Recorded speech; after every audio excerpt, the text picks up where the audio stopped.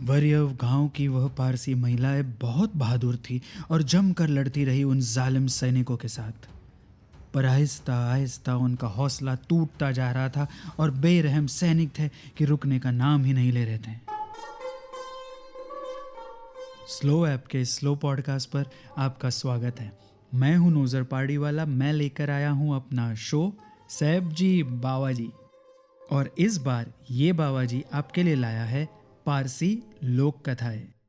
जादुई कथाओं का छोटा सा बस्ता मेरा, खुलने की देर है बस। कल्पनाओं के घोड़े पर सवार, हर बार एक नई कथा। कभी सच के रंगों में रंगी, कभी मिथक लफ्जों से सजी। किसने कही किससे सुनी बता नहीं पाऊंगा। कथाकार हूँ कथा सुनाऊंगा, बदले में आपका थोड़ा सा वक्त चुरा ले जाऊंगा। आज की कहानी है बलिदान की वीर गाथा। तो चलो शुरू करिए। एक दिन मैं रोता हुआ नानी के पास गया। नानी शिरिन को हाथों से पातरानी मच्छी खिला रही थी। पातरानी मच्छी ये एक पारसी डेलिकेसी है जो फिश से बनाई जाती है। फिश को हरी चटनी में एक केले के पत्ते में बांधकर स्टीम किया जाता है। खासकर शादी के पकवानों में इसे बनाया जाता है। शायद ही कोई पारसी हो जिसे पातरानी मच्छी ना पसंद हो। नानी ने पातरानी मच्छी का एक टुकड़ा मेरे मुंह में रख दिया। मैं रोते रोते खाए जा रहा हूँ। अब नाराजगी तो झांगू मेरे कजिन से थी, पातरानी मच्छी से तो नहीं। नानी ने खिलाते खिलाते पूछा, वरी शू थयो? फिर क्या हो गया? तो मैंने कहा कि झांगू ने मुझे बेवजह धक्का मारा और मैं गिर गया। झांगू ने सॉरी बोलने के बजाय उल्टा मुझे चिढ़ाना शुरू कर दिया। छोकरी ने कानी रहेच, छोकरी ने कानी रहेच, लड़की की तरह रोता है। शिरिन ये सुनकर खाते खाते रुक गई। मैं तो कभी नहीं रोती। 7 साल की शिरिन ने अपनी तोतली जबान में गुस्से से कहा। पातरानी मच्छी की सुगंध झांगू को भी खींच ले आई। नानी ने झांगू को देखा और कहा, सॉरी बोल भाई ने। झांगू नहीं बोला। नानी ने उससे कहा, तुम अगर सॉरी बोलोगे तो मैं तुम्हें एक कहानी सुनाऊंगी। मैं थोड़ा सा कंफ्यूज था, ये किस तरह का सौदा हुआ। पर झांगू तो झट से मान गया। सॉरी भाई बोलकर वो तो हमारे साथ जुड़ गया। एक तरफ पातरानी मच्छी और दूसरी तरफ नानी की कहानी। हमारे पूर्वज एंसेस्टर्स जब गुजरात के तट पर उतरे तो गुजरात के कई गांवों में बस गए। उनमें से एक गांव था वरियव। तापी नदी के किनारे बसा हुआ एक खूबसूरत और समृद्ध गांव। हम मूल रूप से किसान और कारीगर थे और हमारी कड़ी मेहनत से हमने वरियव गांव की प्रगति में योगदान दिया। पर वहां का जो राजा था, राजा ऑफ रतनपुर, उससे हमारी ये प्रगति और समृद्धि देखी नहीं गई और उसने एक बड़ा हिस्सा हमसे मांगा कर यानी कि टैक्स के रूप में। हम पारसीज भी कुछ कम नहीं थे। हमने अपनी मेहनत की कमाई से इतना बड़ा कर देने से मना कर दिया। तो राजा ने हमें सबक सिखाने के लिए सैनिकों को भेजकर टैक्स वसूल करना चाहा। वरियव गांव के वो पारसी कानून का पालन तो करना जानते थे, पर जब वक्त आया ऐसे अनुचित टैक्स के खिलाफ आवाज उठाने का तो सब एक साथ विरोध में खड़े हो गए। राजा की सेना को हार मानकर पीछे हटना पड़ा। अब राजा और भी ज्यादा क्रोधित हो उठा।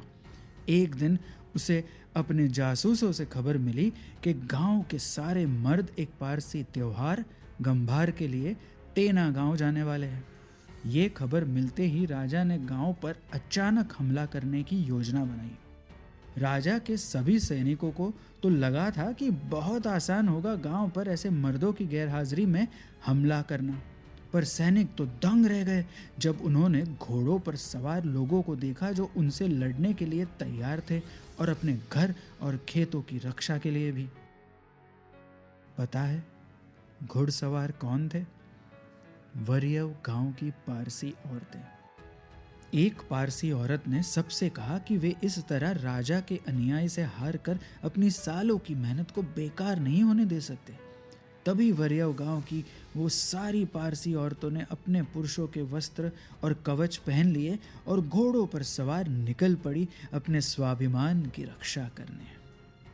सभी पारसी महिलाओं ने बहुत डट कर मुकाबला किया और अपनी शूरता से राजा के सैनिकों को भगाने ही वाली थी कि अचानक एक महिला के माथे से शिरस्त्राण यानी कि हेड गियर गिर गया और उसके लंबे खुले बाल देखकर सैनिकों को पता चल गया कि वो अब तक पारसी महिलाओं से मात खा रहे थे। एक तुच्छ विचार वाले सैनिक ने आवाज लगाई, हम औरतों से हार कर भाग नहीं सकते। उसके साथ कई और सैनिक जुड़ गए और मानो एक कोहराम समझ गया। सारे सैनिक उन पारसी महिलाओं पर आंधी की तरह बरस पड़े। वरियव गांव की वह पारसी महिलाएं बहुत बहादुर थी और जमकर लड़ती रही उन जालिम सैनिकों से, पर आहिस्ता आहिस्ता उनका हौसला टूटता जा रहा था और बेरहम सैनिक थे कि रुकने का नाम ही नहीं ले रहे। तो बची हुई सारी पारसी महिलाओं ने तापी नदी में कूदकर अपनी जान दे दी। उन्होंने तापी नदी में अपने आप को समर्पित करके जान देना पसंद किया, सैनिकों के द्वारा मारे जाने के अपमान के बदले। नरसंहार अभी खत्म नहीं हुआ था। रात को जब गांव के सारे पुरुष गंभार से लौटे तो छुपे हुए सैनिकों ने उन पर भी हमला बोल दिया और एक एक को मार दिया। बच्चों पर भी रहम नहीं आया उन जालिमों को, और वरियव का वह सुंदर समृद्ध सुनहरा गांव लहू के लाल रंग में पूरी तरह डूब गया। पर आज भी वरियव गांव के पारसी महिलाओं की अपार शक्ति की वो कहानी खास प्रार्थनाओं में दोहराई जाती है नवसारी की अग्यारी यानी कि फायर टेम्पल में।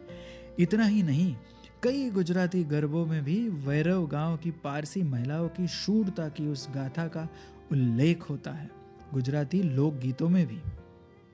मेरी कजिन शिरिन ने नानी से पूछा, पारसी बैरावो कितना ब्रेव हसे ने? तो नानी ने उसका छोटा सा हाथ अपनी हथेली पर रखकर कहा, कभी कभी जिंदगी हमें अनकही चुनौतियां देती है और आपके पास उनका सामना करने के अलावा कोई विकल्प नहीं बचता। मैंने नानी से पूछा, पर गांव वालों ने तो कुछ गलत नहीं किया था। तो नानी ने मुझसे कहा, कभी कभी आपकी सच्चाई की भी परीक्षा होगी। सही वक्त आने पर तुम्हें भी जिंदगी मौका देगी अपनी बहादुरी दिखाने का।